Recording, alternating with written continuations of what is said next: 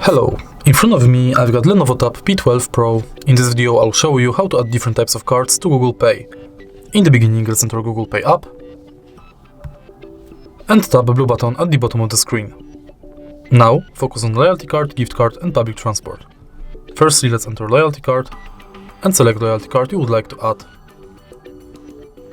For example, IKEA UK. Now you can scan your card or enter details manually.